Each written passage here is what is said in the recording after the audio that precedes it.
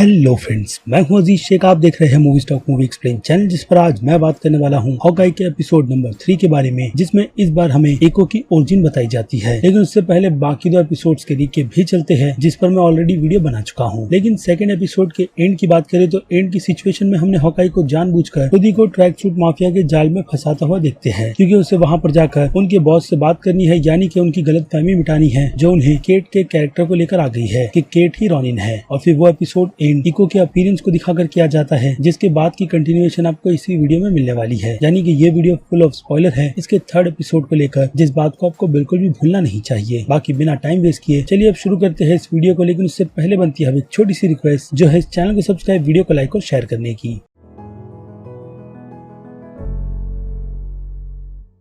So friends, तो इस episode की शुरुआत साल 2007 से की जाती है, जिसमें हम छोटी इको को देखते हैं जो क्लास में बाकी सभी नॉर्मल बच्चों के साथ बैठी हुई है। और उसी सीन को दिखाकर ये कंफर्मेशन कर दी जाती है कि इको को सुनाई बिल्कुल भी नहीं देता। और बाकी की सिचुएशन यानी कि अगले सीन में हमें ये भी बात पता चल जाती है कि वो बोल नहीं सकती। लेकिन क्लासरूम के उस सीन में हम इको को उनकी टीचर की लिपसिंग को पकड़ते हुए देखते हैं, जिससे उसे पता चल जाता है कि क्लास में क्या पढ़ाया जा रहा है। और उनके पढ़ाने से पहले ही वो उस लेसन को ही कम्प्लीट कर लेती है। यानी कि यहाँ पर हम इको की स्मार्टनेस को देखते हैं, यानी कि वो बचपन से ही काफी ज्यादा स्मार्ट है। और ये बात उसे उसके अंकल विलियम लोपिस भी समझाते हैं कि वो सभी बच्चों से काफी ज्यादा स्पेशल और उनसे भी ज्यादा होशियार है। बस उसे इन दोनों दुनिया के बीच स्ट्रगल करते हुए खुद का बैलेंस बनाना है, ना कि ये मानकर बैठना कि वो बोलर सुन नहीं सकती। और इस सीन में वो अपने अंकल से खुद का एडमिशन डेफ स्कूल में करवाने की गुजारिश कर रही है, जिस बात को ऑब्वियसली उसके अंकल बिल्कुल भी एक्सेप्ट नहीं करते और उसे वही डिटेल देते हैं जो मैंने आपको कुछ ही देर पहले दी है। यानी कि इन सभी रास्तों पर चलते हुए इको को कितनी भी ज्यादा तकलीफ क्यों ना हो, उसे इसी राह पर चलते हुए खुद का एक लक्ष्य बनाना है,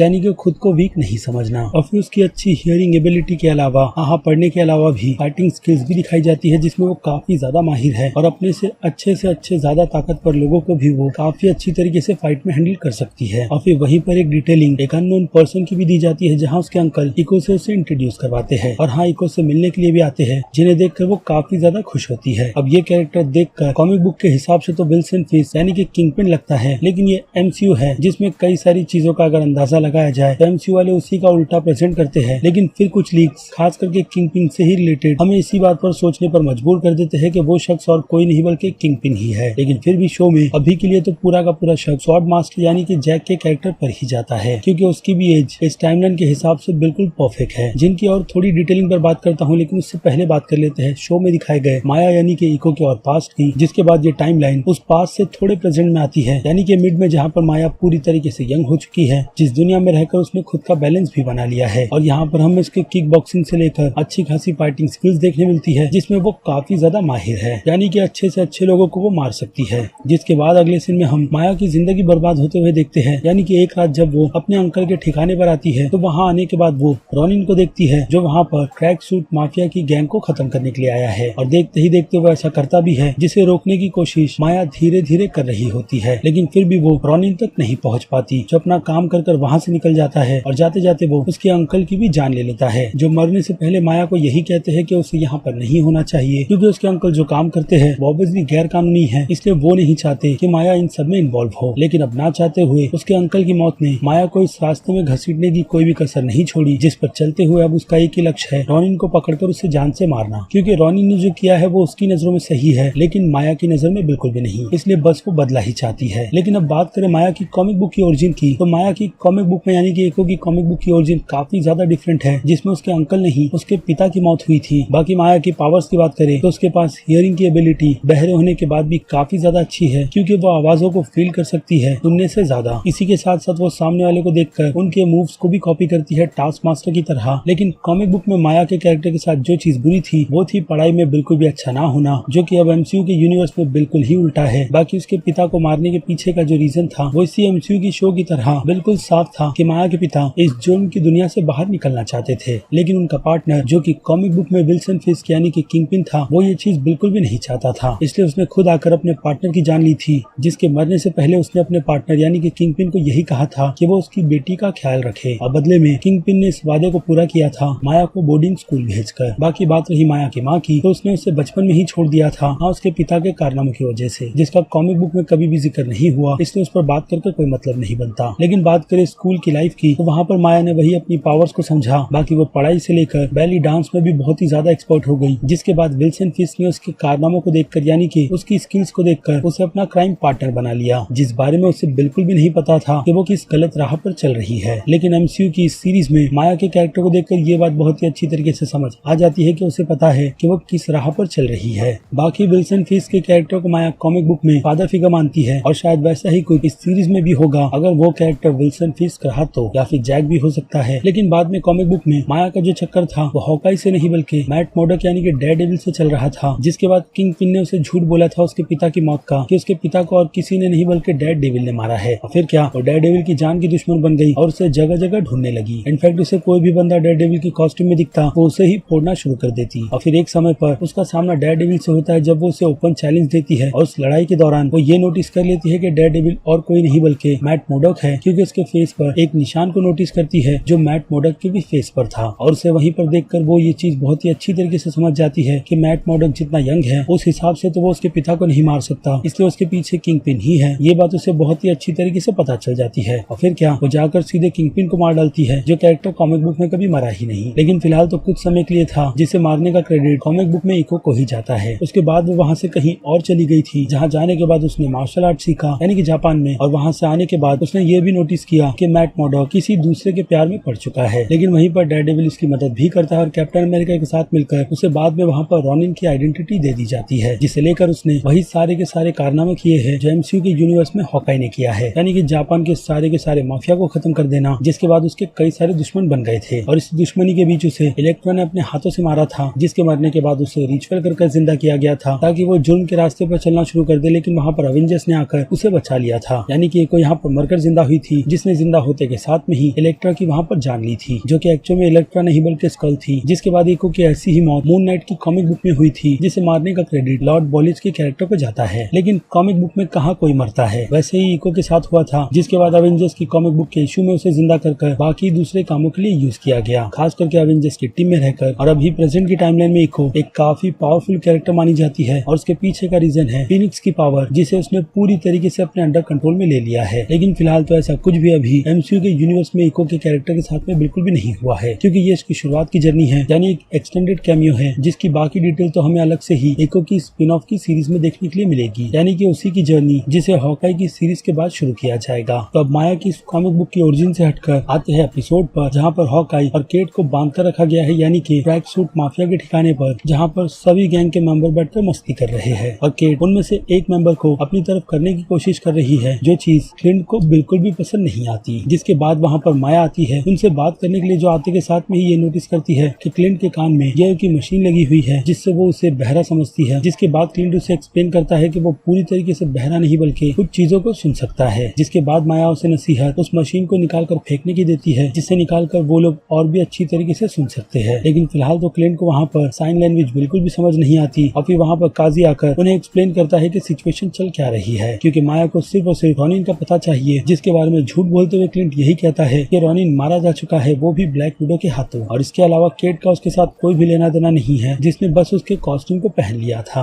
और फिर माया की तरफ से केट को थोड़ी शक्ति दिखाने के बाद उसे सारी की सारी सिचुएशन एक्सप्लेन करती है, जो इसके फर्स्ट एपिसोड में हुई थी। लेकिन फिर भी माया उसकी बात पर बिल्कुल भी भरोसा नहीं करती, जिसे वहाँ पर काजी आउट ऑफ कंट्रोल होने से रोकता है। और इस बीच हॉकाई को मौका मिल जाता है खुद को वहाँ से छुड़ाकर अपने दूसरे प्लान को अंजाम देने का, जिसके लिए वो यहाँ पर आया था, क्योंकि दूसरी तरफ माया अपने अंकल की यादों में खोई हुई है। जिसके बाद क्लिंट वहाँ से सीधे माया के ऑफिस की तरफ जाने की कोशिश करता है, जहाँ जाते वक्त वो ट्रैक सूट माफिया के कई सारे मेंबर्स को मारता भी है। और इसी बीच उसका सामना माया से होता है, जो उस पर बहुत ज्यादा भारी पड़ती है। और इसी बीच वो उसकी कान की मशीन को भी तोड़ देती है, यानी कि अब हॉकाई पूरी तरीके से बहरा हो चुका है, जिसे ज्यादा कुछ चीजें सुनाई नहीं देती। और वो वैसी ही सिचुएशन में वहाँ पर फाइट करता है, जहाँ से वो सीधे अपने बो एंड एरो को लेने में कामयाब भी होता है, जिसे लेकर माया और उसके बीच फिर से फाइट शुरू होती है। लेकिन हॉकाई तो हॉकाई है, जो बो एंड एरो चलाने में बहुत ही ज्यादा एक्सपर्ट है, जिसकी मदद से वो माया को वहीं पर फंसा देता है। जिसके बाद वो दूसरे एरो की मदद से केट को भी छुड़ाने में कामयाब होता है, जो वहाँ पर काजी को तोड़ना शुरू करती है और हॉकाई ट्रैक सूट माफिया के दूसरे मेंबर्स को। लेकिन जब केट काजी को अपने फाइनल मूव के साथ मारकर गिराने ही वाली होती है, तो वहाँ पर हॉकाई पहुंचकर उसके सपने को तोड़ता है और अपनी सुनने की मशीन को उठाकर वहाँ से उसके साथ भागता है। जहाँ से बाहर जाते ही केट की नजर एक कार पर पड़ती है, यानी कि मस्टैंग पर, जिसे चोरी करने के मूड में हॉकाई बिल्कुल भी नहीं, इसलिए वो वहीं पर खड़ी पुरानी मॉडल की कार को को चुराता है, जिसे ड्राइव करने की जिम्मेदारी वो केट को उठाने के लिए कहता है। लेकिन सिचुएशन ऐसी नहीं होती कि केट वहाँ पर कार को ड्राइव कर पाए, इसलिए ये जिम्मेदारी हॉकाई को ही उठानी पड़ती है। और फिर यहाँ से हमें कार चेजिंग देखने मिलती है, वो भी एक ही टेक में बहुत ही खूबसूरती से, जिसमें हम हॉकाई के पास के एरोस को केट को यूज करते हुए देखते हैं, जो सारे के सारे ट्रिक एरोस होते हैं, जिन्हें केट बहुत ही अच्छी तरीके से यूज करते हुए ट्रैक सूट गैंग की हालत बुरी कर देती है। लेकिन फिर भी वो लोग उन्हें चेज कर रहे होते हैं, जिनमें अब माया भी शामिल है, उसी मस्टैंग कार के साथ, जिसे हॉकाई डैमेज बिल्कुल भी नहीं करना चाहता। जिसके बाद हम केट को ग्लास एरो को यूज करते हुए देखते हैं, जिसे यूज कर वो एक ट्रैक सूट माफिया की वैन को उड़ा देती है। और फिर दूसरे एरो की मदद से वो सेल में रखे सारे के सारे क्रिसमस ट्री को एक ही कार की तरफ फेंकवाती है, और फिर दूसरे एरो से वो सिग्नल भी गिरा देती है। लेकिन उनमें से एक एरो जो सिर्फ चिपकने का ही काम करता है, वो भी माया की कार पर, जिसका कोई भी असर नहीं होता। और केट भी उस एरो को काफी बेकार कहती है, जिसके बाद माया अपनी कार हॉकाई के बराबर ले आती है। और फिर यहाँ पर थोड़े से फाइटिंग सीक्वेंस में हम केट को उसके एरो को लेते हुए देखते हैं माया की कार से, जिसके बाद वो उस कार में पर्पल स्मोक के एरो को चला देती है और उस कार की हालत बुरी हो जाती है। जिसके बाद आगे ब्रिज के ट्रैफिक में उन्हें उस कार को वहीं पर रोकना पड़ता है, यानी कि अब उनके पास दूसरा और कोई भी ऑप्शन नहीं इस ब्रिज से जंप लगाने का। लेकिन हॉकाई के पास एक प्लान है, जिनमें से एक एरो को वो वैन का निशाना लगाते हुए केट को ऊपर की तरफ फायर करने के लिए कहता है, और दूसरे एरो से हॉकाई पूरी तरीके से प्रिपेयर रहता है, जो एरो पैम पार्टिकल से बना हुआ है, यानी कि केट का फेंका गया एरो हॉकाई के एरो के लगने की वजह से काफी ज्यादा बड़ा हो जाता है और एक कार को डैमेज कर देता है। जिसके बाद बैकअप के लिए हॉकाई उसे एक एरो देता है और माया की कार के पास जाकर वो उस चिपकने वाले एरो को निकालता है, और साथ ही वो दोनों उस ब्रिज से नीचे कूद जाते हैं, क्योंकि जिस एरो को उसने उसे केट को सेफ्टी के लिए दिया था, वो बस एक नॉर्मल सा एरो था, लेकिन दूसरा वाला नहीं, जिससे जंप करते हुए वो लोग सीधे ग्लाइड करते हैं और उस चिपकने वाले एरो की मदद से उस ट्रेन पर बिल्कुल सेफली लैंड कर जाते हैं और उसी एरो को पकड़कर ट्रेन के अंदर भी चले जाते हैं। यानी कि वो लोग इस सिचुएशन से बच गए, जहाँ से कुछ ही देर बाद ट्रैक सूट माफिया की गैंग भी चली जाती है। और फिर ट्रेन में हम केट की बातों को रिपीट करते हुए हॉकाई को सुनते हैं, जो पहले तो केट की तारीफ करता है वो एन एरो चलाने में, और साथ ही साथ वो ये भी कहता है कि लकी को, जिसका नाम फिलहाल तो नहीं रखा गया, बाहर घुमाने के लिए भी ले जाना चाहिए। जिसके अगले सीन में हम क्लिंट को केट के अपार्टमेंट में देखते हैं, जहाँ पर उसे उसी के फोन कॉल सुनाई नहीं देते, और फोन उठाने के बाद उसे लगता है कि उसकी बात अपनी वाइफ से हो रही है, जिसे वो टेक्स्ट करने के लिए कहता है। लेकिन केट वहाँ पर आकर उसे एक्सप्लेन करती है कि वो उसकी वाइफ नहीं बल्कि उसका छोटा बेटा नथानियल है, जो अपने पिता को जल्द से जल्द घर पर आने के लिए कह रहा है। और ये बात उसे केट लिखकर बताती है, जिसमें क्लिंट के बेटे को यही लग रहा है कि इस बार भी उसके पिता क्रिसमस के दिन उसके परिवार के साथ नहीं होंगे। लेकिन क्लिंट यहाँ पर अपने बेटे को प्रॉमिस करता है और लव यू बोलकर फोन काट देता है। जिसके बाद वो केट का भी शुक्रिया अदा करता है, जहाँ से वो दोनों हॉकाई की कान की मशीन बनाने के लिए चले जाते हैं। और दूसरी तरफ ट्रैक सूट माफिया की गैंग अपने बेस को छोड़ रहे हैं, क्योंकि हॉकाई को उनकी लोकेशन पता है, जो उनके लिए बिल्कुल भी सेफ नहीं। जहाँ पर माया को केजी समझाने की कोशिश करता है कि उसे रॉनिन का पीछा करना छोड़ देना चाहिए, जो उनके लिए बिल्कुल भी सेफ नहीं है। लेकिन माया उसकी बातों को रोकते हुए यही कहती है कि वो इंचार्ज है और वो जो कहेगी इस पूरी गैंग को, और उससे ये बात सुननी पड़ेगी, यानी कि उसके ऑर्डर्स को फॉलो करना होगा। जिसके जवाब में केजी यही कहता है कि अगर उसके अंकल होते तो वो सबसे पहले गैंग को देखते, अपने लक्ष्य को नहीं, जो बात माया को बिल्कुल भी पसंद नहीं आती। और इन पूरे ग्रुप में सिर्फ केजी ही है जिसे साइन लैंग्वेज की मदद से माया से बात करनी आती है। आफ्टर ऑल कॉमिक बुक में भी ये कैरेक्टर साइलेंट क्राउन ही है, जिस पर अगर आगे के एपिसोड में कोई डिटेल्स निकल कर आती है तो उस पर भी डिटेल में बात करेंगे। फिलहाल तो अभी उसकी जरूरत बिल्कुल भी नहीं। और फिर अगले सीन में हम देखते हैं कि क्लिंट की कान की मशीन ठीक हो गई है, जिसे वो बिना लगाए बस शांति से अपने नाश्ते को एंजॉय कर रहा है, क्योंकि उसे केट की बकबक बिल्कुल भी नहीं सुननी, क्योंकि केट बार बार उसे रोल मॉडल और उसका मेंटर बनने के लिए कहती है, जिसके लिए क्लिंट बिल्कुल भी रेडी नहीं। जिसके बाद क्लिंट उसे यही समझाता है अगेन अपनी कान की मशीन को लगाकर कि वो रोल मॉडल बिल्कुल भी नहीं बनना चाहता, और जो कॉस्ट्यूम उसने उसके लिए डिजाइन किया है वो बहुत ही ज्यादा घटिया है। बाय द वे कॉस्ट्यूम की डिजाइन कॉमिक बुक के हॉकाई से बहुत ही ज्यादा मिलती जुलती है, जो कि होना भी चाहिए। इसी के साथ साथ क्लिंट उसे यही सीख देता है कि जो रास्ता उसने चुना है वो बिल्कुल गलत है, जो अच्छी राह पर बिल्कुल भी नहीं जाता, और उसकी कीमत उसे आगे चलकर चुकानी पड़ती है, जैसी कीमत उसने चुकाई है। लेकिन फिर भी वहाँ पर केट उसकी बातों को बिल्कुल भी ना समझते हुए अपनी ही प्रॉब्लम्स में फंसी हुई है, क्योंकि उसकी माँ एक क्रिमिनल से शादी कर रही है। दूसरी तरफ ट्रैक सूट वाले उनकी जान के दुश्मन बने हुए हैं, क्योंकि उन्हें लगता है कि वो लोग रॉनिन का पता जानते हैं, जिस बात से क्लिंट भी एग्री करता है। इसलिए वो यहाँ पर रुककर उसकी मदद करेगा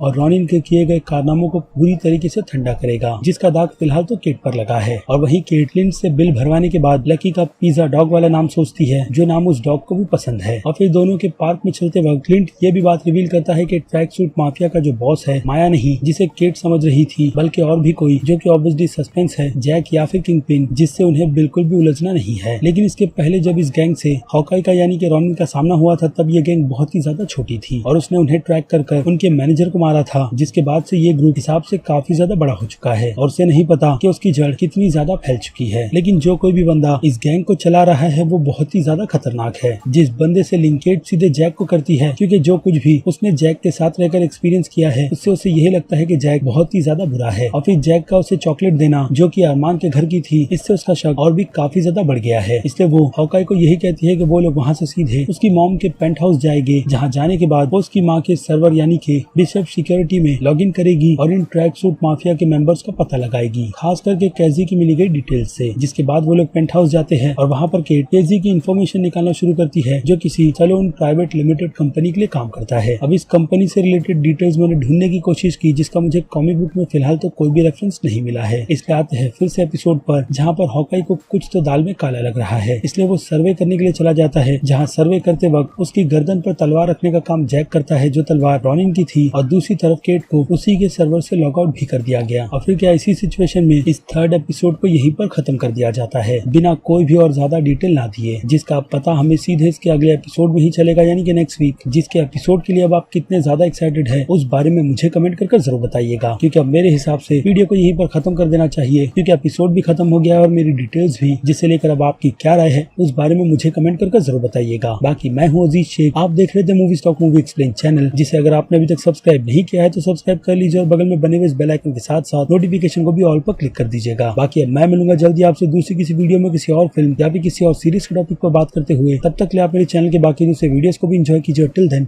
बाय।